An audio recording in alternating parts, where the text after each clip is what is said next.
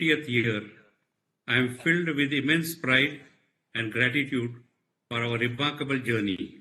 This milestone is not just a testament to our resilience, to innovative spirit, but also the unwavering trust and support of our stakeholders, employees, and customers.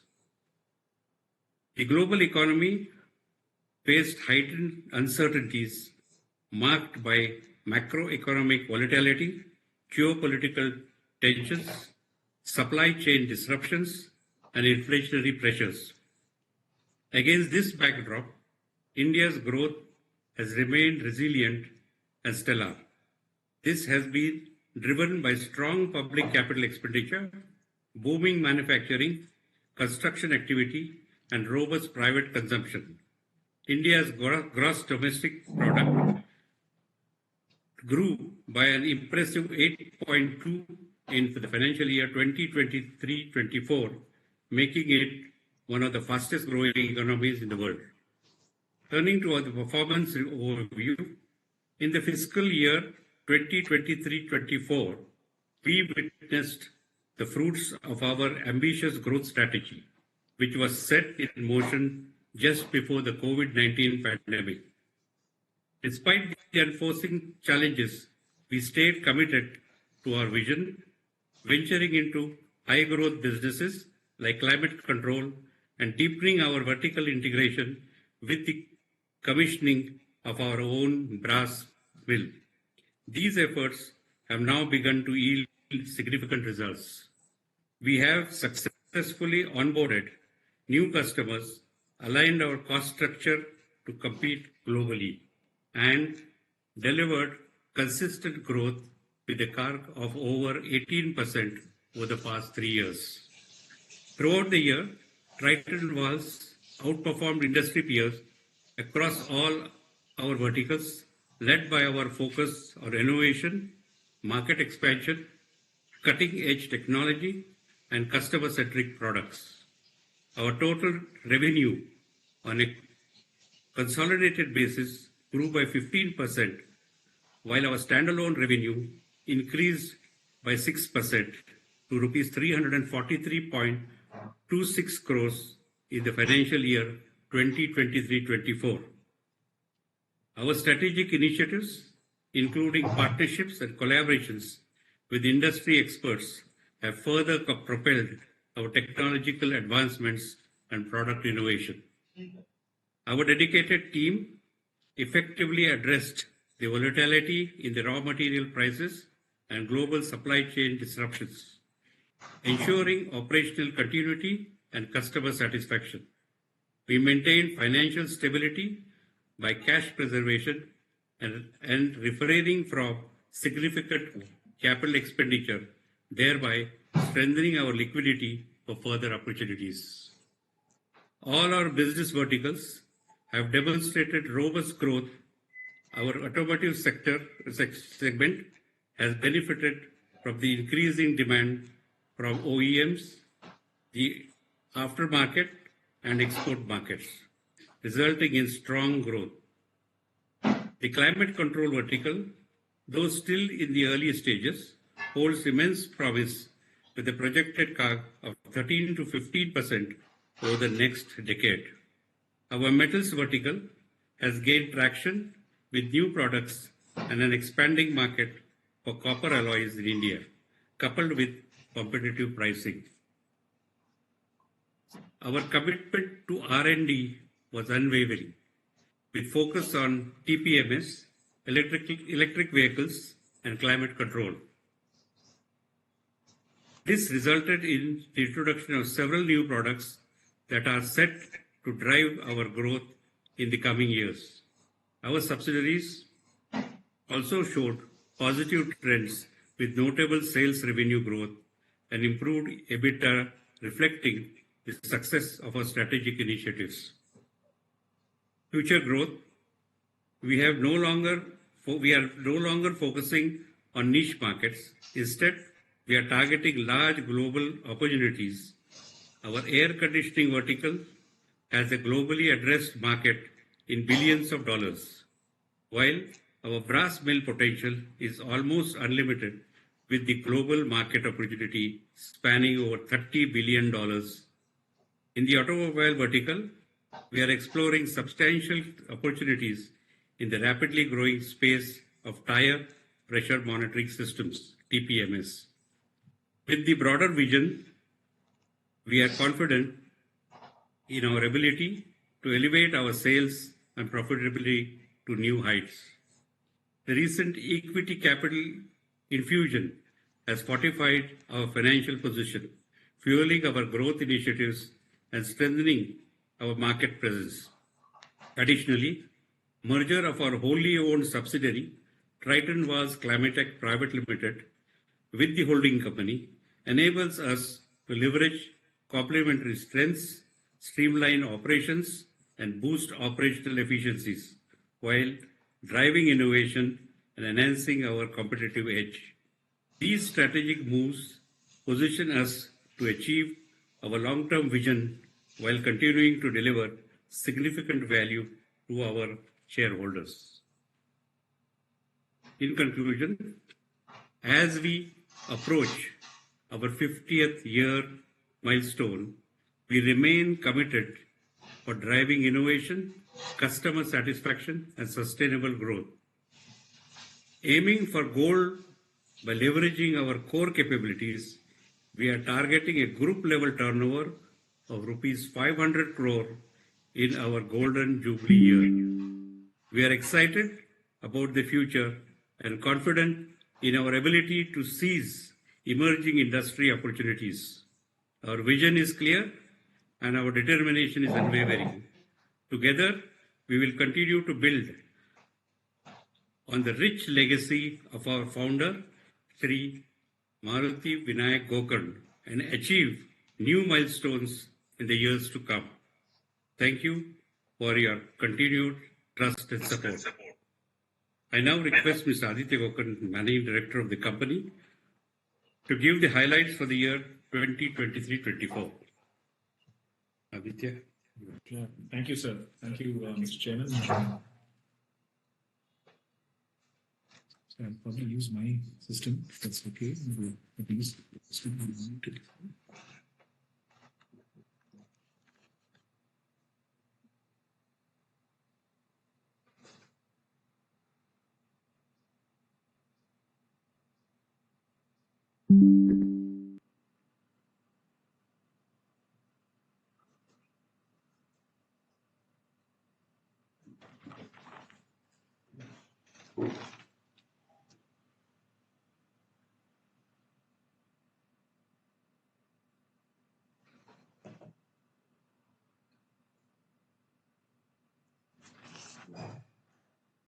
AC vertical, as we used to call it, and the metal vertical.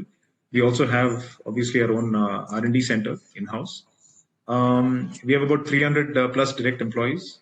As we all know, we did a revenue of about 428 crores for the year ending 31st March 2024. We have 3 manufacturing plants in Mysore, and as you can see from this map, we have warehouses in different parts of India. Our headquarters are here in Bangalore. So this is our geographical distribution.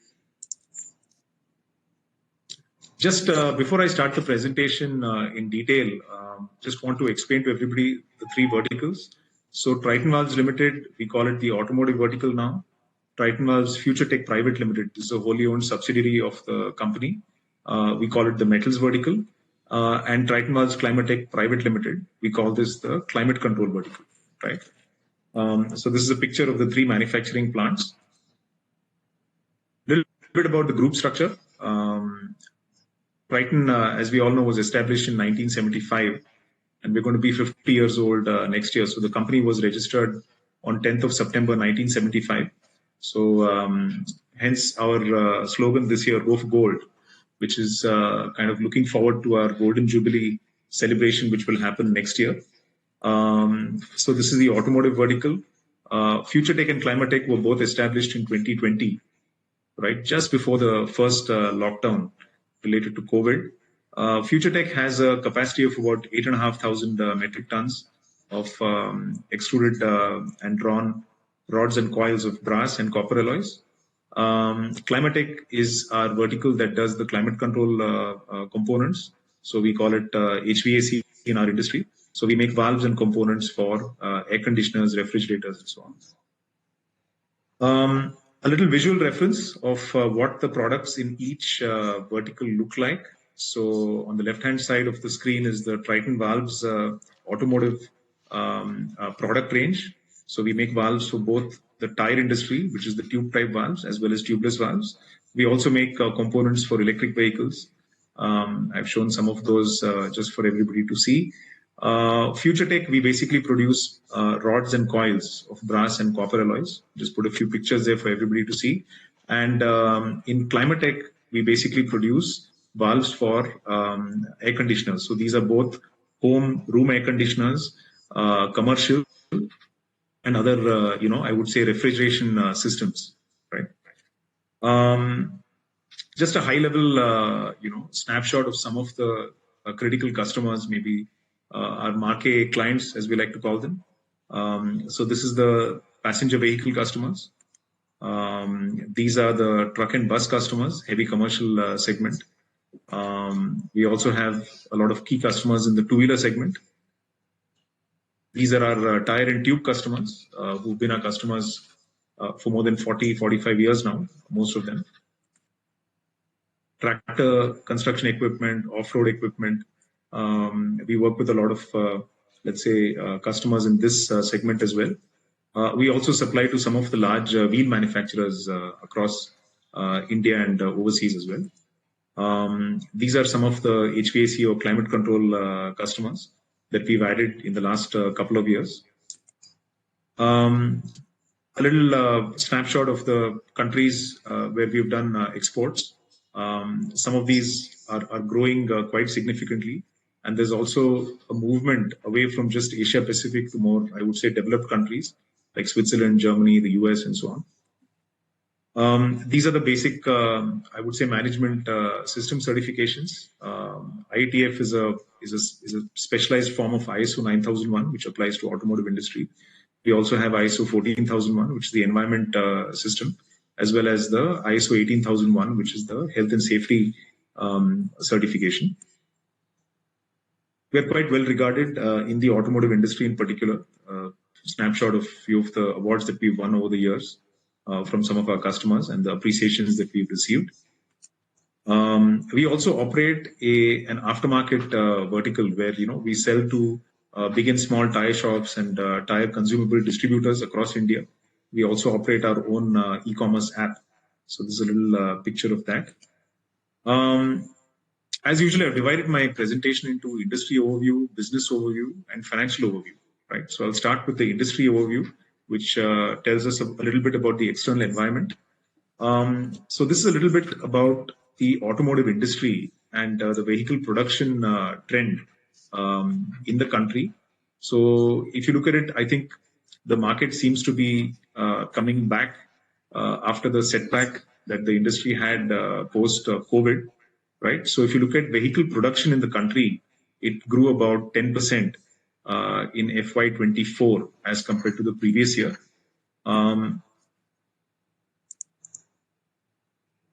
This is actually the breakup of the vehicle production in the country. 75% of the automotive industry is actually the two-wheeler industry. 17% is the passenger vehicle industry in 2024. Commercial vehicles about 3%. And three-wheelers about 3.5%. So that's the breakup of the vehicle production in India in FY24. And this gives you a little idea of, which segment grew how much, right? So if you really look at it, the two-wheeler segment, which is the largest part of the industry, that grew about 10% last year. Of course, the three-wheelers on a small base grew about 16%. Passenger vehicle grew about 7% last year, right? And this is like a little trend to show you, how over the last 6 years, the vehicle production has kind of moved. So you can see that the two-wheeler industry is now finally picking up a little bit of steam after going down for almost 3-4 years. Right, the passenger vehicle and the heavy commercial vehicle segment also is slowly picking up. This slide is about tire. So when we look at our automotive vertical, we really first look at the vehicle production, then we look at tire, and then we look at tube. So this is a kind of a graph that tells you about how the tire industry has been performing. So after declining for 2 years in FY20 and 21, we had some good growth in FY22. FY24, the year-on-year growth was about 5%. So a bit of volatility post-COVID, but the long-term prospects, I think, for the tire industry, as we all know, are very good. I think the long-term expectation here is that the industry will grow in the high single digits at a compounding rate of high single digits over the next, I would say, 5 to 10 years. So people are still very optimistic about the tire industry going forward. Just again, kind of a split up. What is the tire industry really made up of? 33% is actually motorcycle and 18% is scooter. So you see significant part of the tire production in India is actually in the two-wheeler segment, right? The passenger car segment contributes about 25%, and the truck and bus segment is about 10. If you add light commercial and truck and bus, you'd say about 15%, right? So that's how it stacks up. Tractor, off the road, all the others contribute about 8%. If you look at, again, the segment performance last year, motorcycle segment, scooter segment, these are segments that have been growing quite fast. What we understand, this is of course data from the Automotive Tire Manufacturers Association, or ATMA. This data actually shows that the passenger car tire production actually declined a little bit. We don't believe that this is going to be a long-term trend. This is perhaps a little bit of inventory correction happening year on year. But this trend is going to reverse in the current year. This is the expectation. If you look at the tube industry also, here's a little data on the tube industry now. Growth has been, I would say, relatively muted in FY24 after 2 years of growth post-COVID. So you can see that, net over 5-6 years, the production has remained relatively flat and stable. That's because the market is moving from tube type to tubeless type technology, right? So you see that the tube production trend is quite flat. Having said that, I think there is still a little bit of growth potential still in the tube segment. Some of the tire brands are still adding capacity for producing more tubes. So while the general expectation is that the technology is changing, the mass of vehicles with tube type tires is still quite large in the country. So we expect that there will be a slight growth or maybe a slight decline over the next 2-3 years. But we don't expect any major, I would say, drop in this segment over the next couple of years. Again, just a breakup, just to get an idea of how the tube production happens segment-wise in India. Again, more than 50%, almost 60% is scooter plus motorcycle, I would say. Commercial, light commercial and truck and bus put together is another 25%. So you could say 60% is two-wheeler, but 25% is truck and bus commercial, and about 10% is passenger car. Everything else put together is maybe about 2.5%. What was the growth trend in tubes? You can see motorcycle, we believe, had some growth, 8%. A lot of the other segments were either flat or slightly negative. But of course, the base of two-wheeler is the largest, so I think that really moves the market one way or the other. A little overview of the metal industry. Here, what I've actually done is, we did some research to kind of figure out what's the data that we can really show to our members. Like Chairman said, the actual global market for copper alloys is over $30 billion, right? That's our estimate. Here, what I've done is I've just taken brass, right? Because to get the detailed data of all the different alloys that are made out of copper, and if you include copper itself, that becomes very large. So I've tried to kind of zoom it down. So I would say if you consider the entire copper alloy industry to be 30 billion, brass alone, right, which is a copper and zinc alloy, which is, I would say, a significant part of the market. It's about, I would say, about 9 billion is our estimate. The India market, we believe, is about 1.3 billion, right? This is just brass, no copper, no special alloys of copper, no super alloys, nothing like that. Just plain vanilla brass, right? That's about our estimate at the moment. And if you look at it in tonnage, right? If you look at the tons data, this is unit data. So we believe that the India market is about 187,000 metric tons, right, per annum is the India market. The global market, as you can see, is much larger than that. With the current, I would say, production capacity of about 8,500 tons, we are still a very, very small piece of this pie.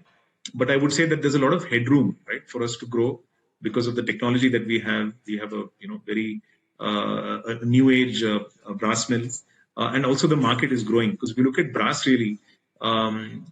The properties that typically of brass that are used in the industry are the thermal and electrical properties, right? So any increase in the requirement for cooling globally or electrical applications, it could be electric vehicles, it could be solar panels, all of these things, they will eventually add to the demand for brass. That's the way we look at it.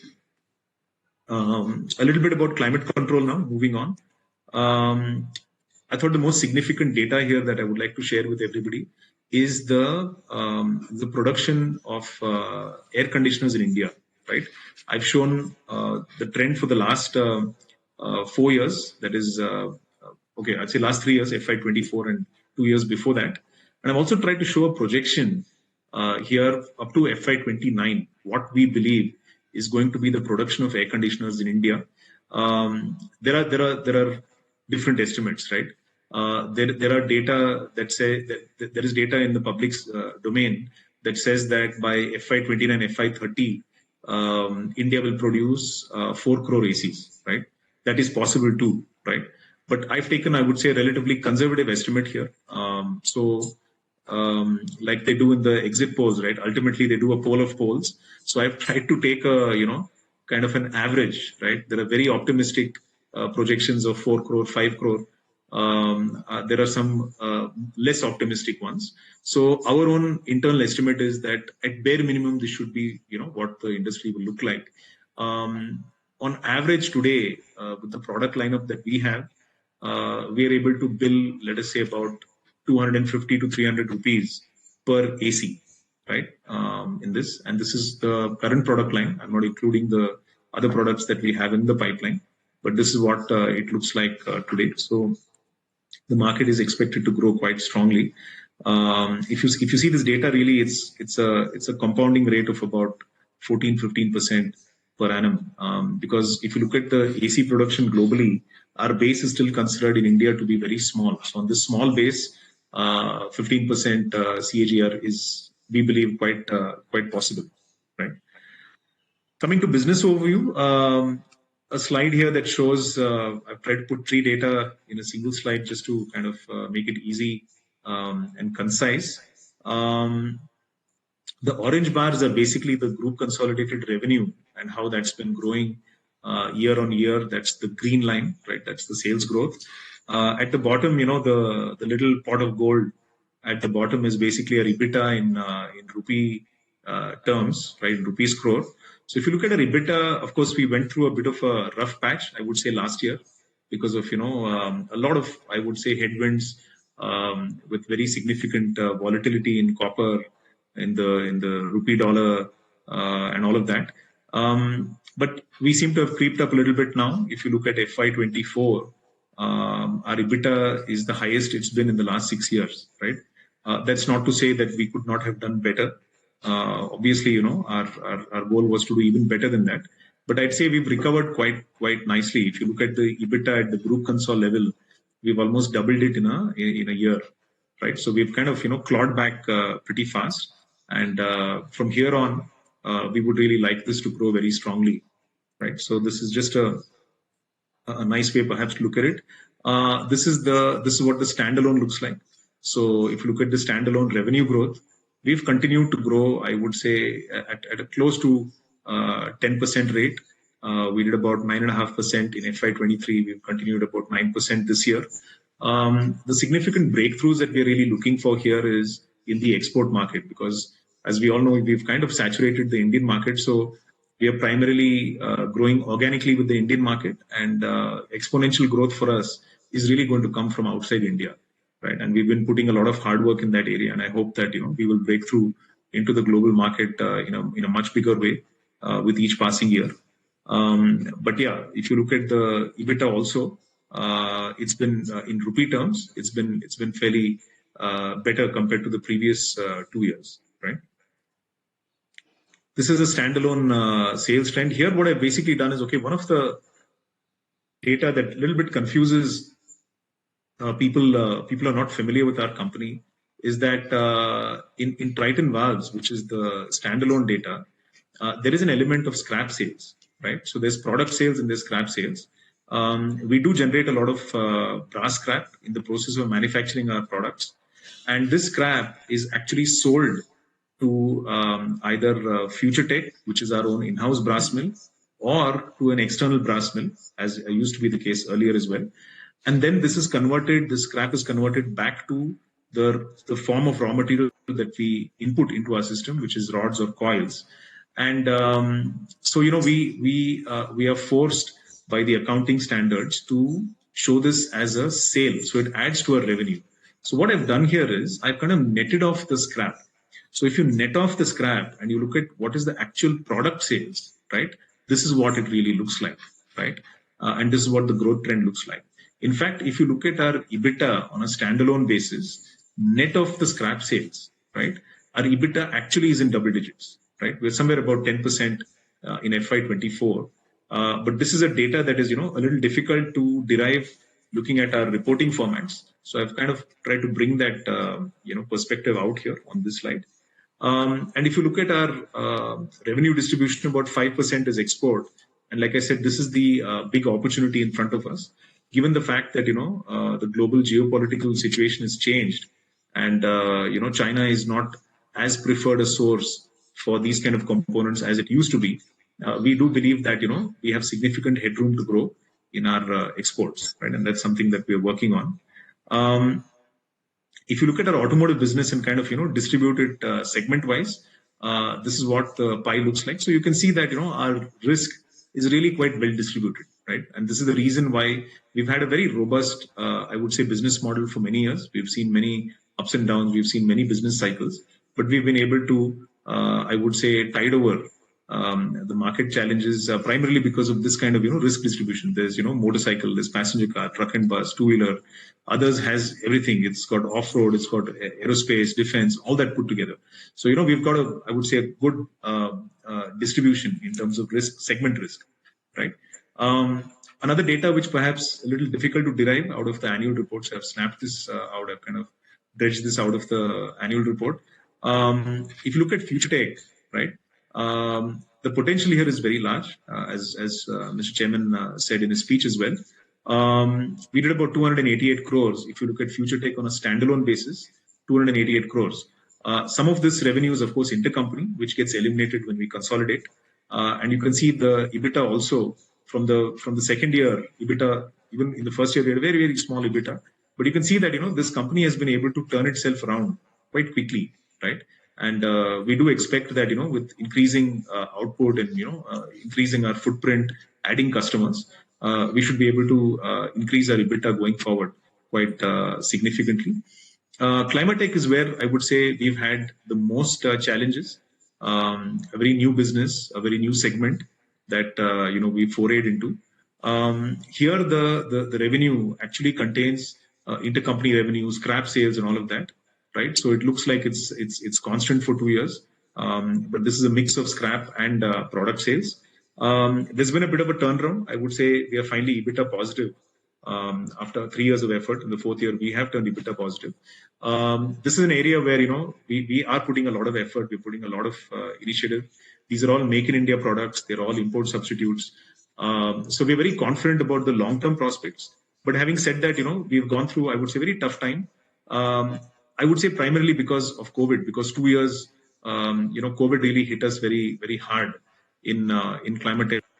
The appetite in the industry to add a new supplier while they themselves were going through struggles was not good, as we can all imagine.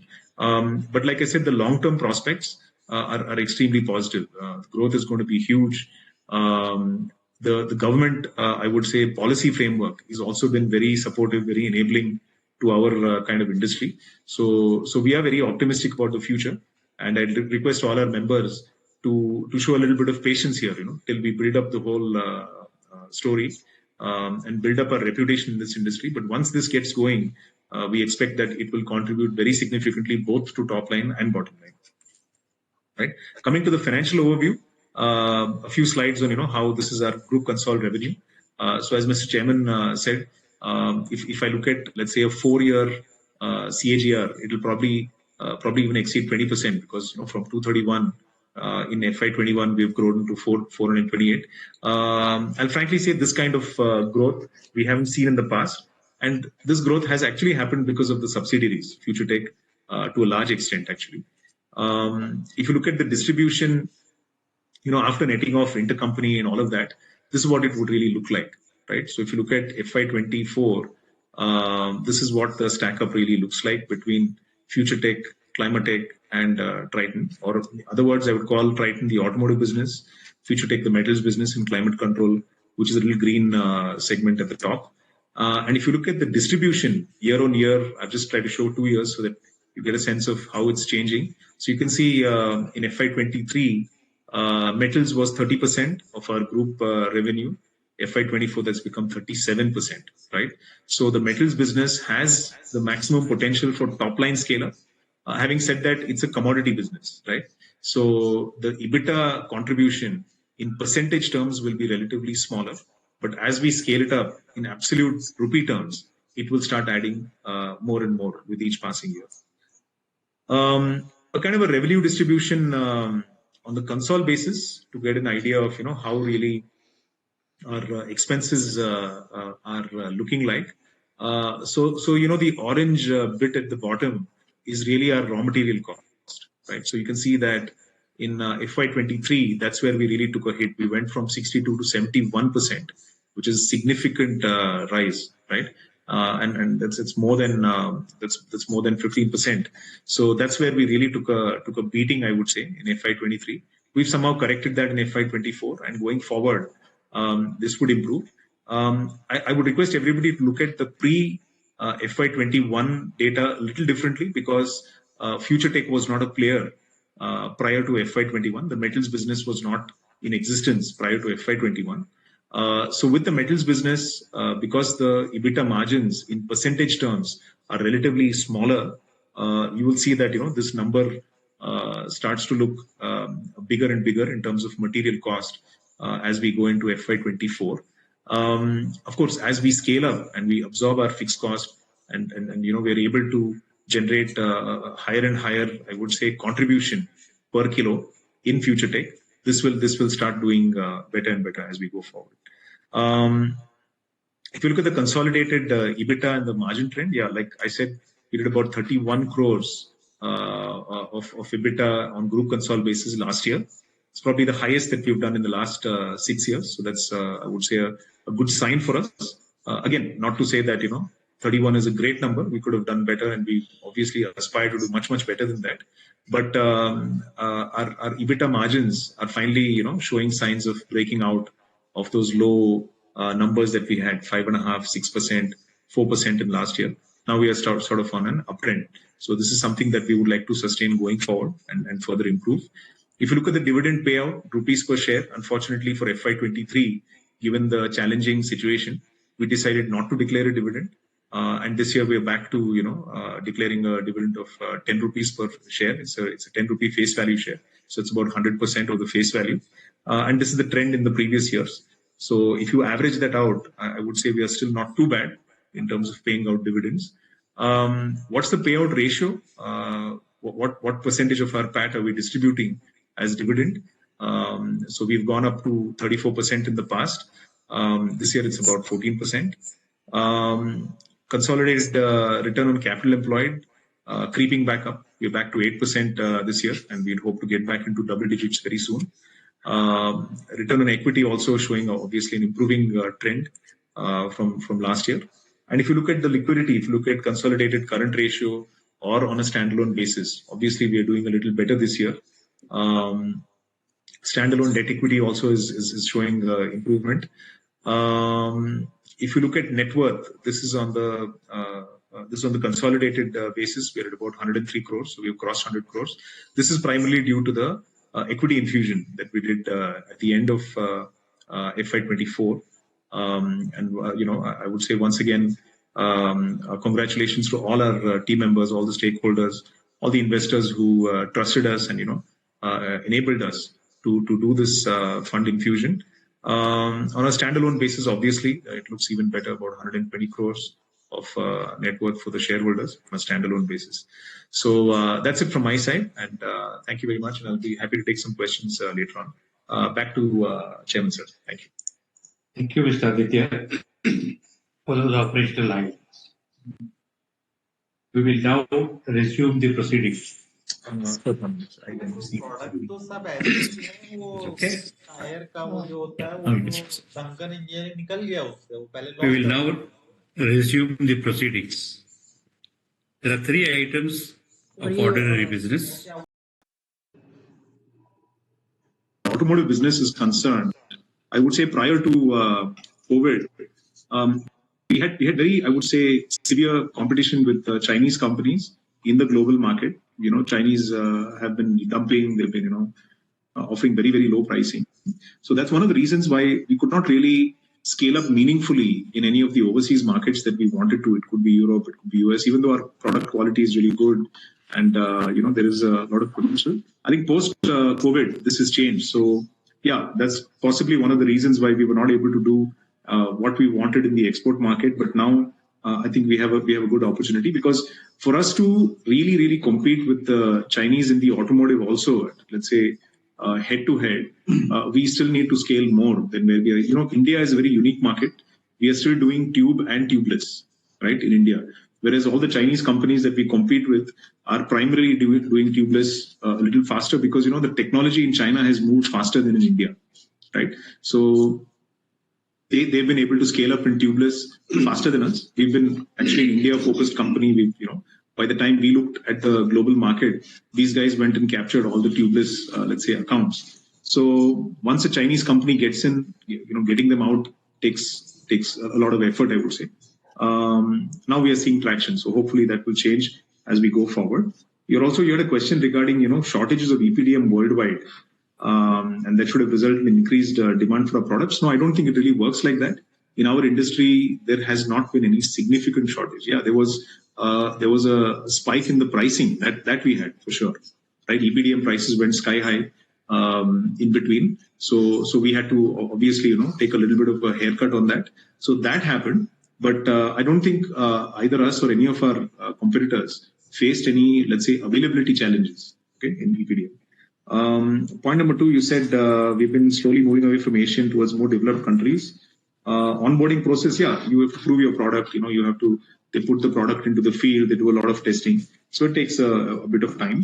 What are the large global opportunities? I think we spoke about it. These are for our brass mill, for our climate control products. We do believe that there is a much larger addressable market size. I've shown you only a few snapshots. Like, for example, if I look at the air conditioning industry globally, it's maybe 10x of what I showed in the presentation today. So these are the large global opportunities that we're working on. So earlier we were looking at only tire valves, niche opportunities. Now we're looking at, the big opportunities in brass, in climate control and so on. Another question you had is that when customers who left India still buy products from us. Yes, some of them do that.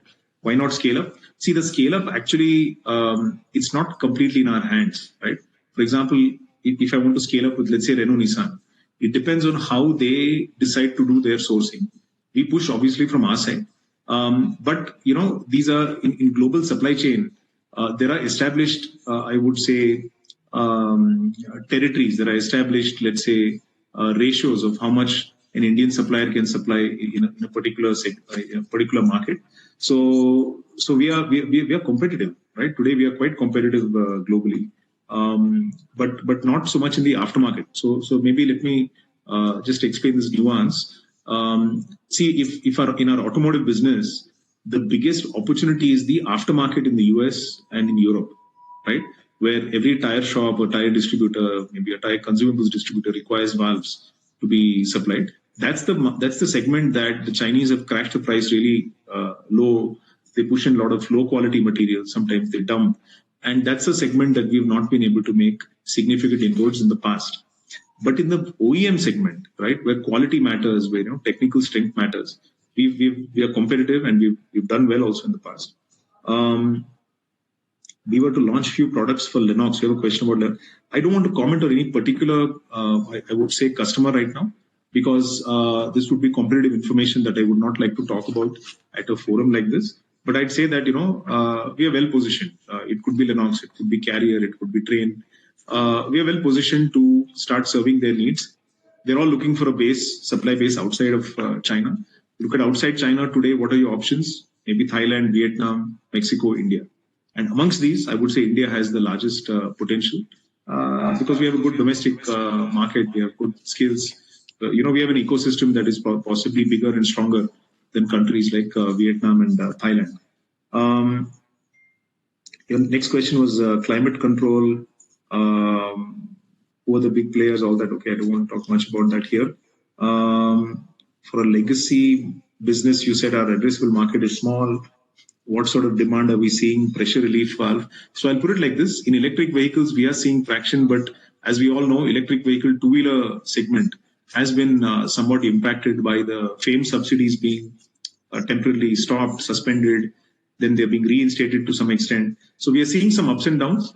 You can see that in the public domain data about how electric two-wheelers are being sold in the market. But yeah, as this scales up, there are going to be some teething troubles because this is a new segment. These are new technologies. There's going to be some ups and downs. But I think we are very well positioned because our products are all patented. The Automotive Indian Standard says that pressure relief valve is mandatory.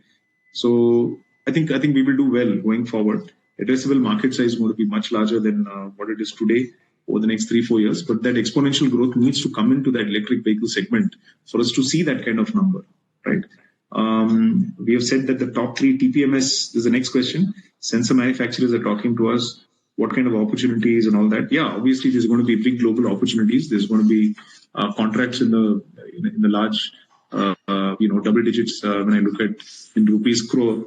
But yeah, these are companies that are going to take a long time to approve. The lead times are long. We are, I would say, around the corner with a couple of them. One thing that maybe I can talk about today is we finally won an RFQ with Bosch, and this is a global program that's operated out of Robert Bosch, Germany, from their German headquarters. So that's something that is going to go into mass production next year, right? And the others, we are obviously at a very advanced stage. We will have it in the bag, hopefully, very soon. Then you asked a few questions about what is capacity, capex plans. Yeah, obviously we have capex plans for all the businesses, automotive, climate control, and the metals vertical. We are lining up capex as we kind of go deeper into the market. You had another question about our climate control vertical. There's huge demand. So at our size, why are we not aspiring or expecting further growth? I don't know how you got the impression that we don't have growth aspiration. I think we've doubled our turnover almost in about 3.5 years. So obviously we have growth aspirations. You've also asked about how cheap are we in comparison to imported products and all of that. I would say, look, a lot of the Chinese companies that are selling components for air conditioners today are either under invoicing. Some of them are round tripping material through,